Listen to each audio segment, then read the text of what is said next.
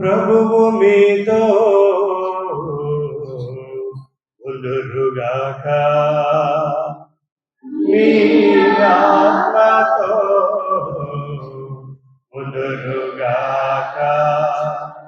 పునీత లూకా గారు రాసిన పవిత్ర సువిశేషములోని భాగము. ప్రభువా నీకు మహిమ కలుగునుగాక.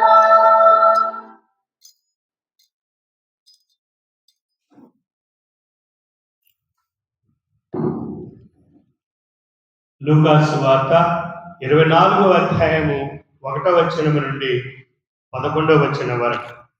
లూకా సువార్త 24వ అధ్యాయము 1వ వచనం నుండి 11వ వచనం వరకు. ఆదివారము వేకువజామున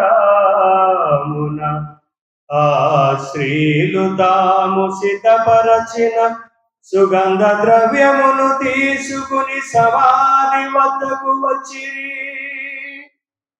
సమాధి ద్వారము మూసి ఉన్న రాయి దొర్లింపబడి ఉండుట చూసిరి.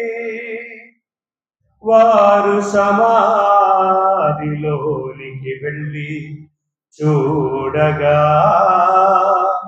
ప్రభువైన యేసు దేహము వారికి కనిపింపలేదు. వారికి ఏమియు తోచలేదు. అప్పుడు ఇరువురు పురుషులు ప్రకాశవంతమైన వస్త్రములను ధరించి వారి చెంత నిలుచుండిరి. వారు భయపడి తలలు వంచి సాగిల పడగా ఆ పురుషులు వారితో, మీరు సజీవుడైన వారిని మృతులలో ఎలా వెదుకుచున్నారు? మీరు ఎలా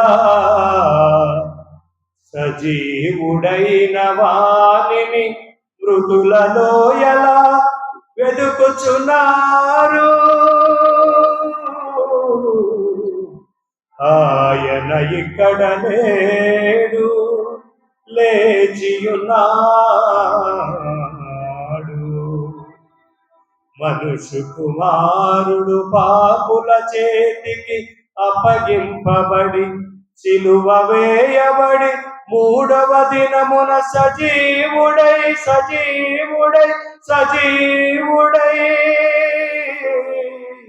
లేవలనియు మీతో చెప్పెను కదా.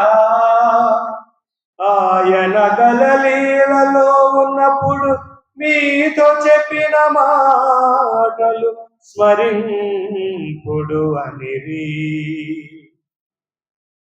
యేసు పలుకులు అప్పుడు వారికి జ్ఞప్తికి వచ్చినవి. వారు సమాధి నుండి తిరిగి వచ్చి 11 మంది శిష్యులకు మిగతా వారికి ఈ విషయములన్నీ తెలియజేసిరి. అటుల తెలియజేసిన వారు మగ్దలా మరియమ్మ, యోహానా, యాకోబు తల్లి మరియమ్మ, వారితోనున్న తగిన స్త్రీలు. వారు ఈ సంగతులను నమ్మకవాణిని కట్టుకథలుగా భావించిరి.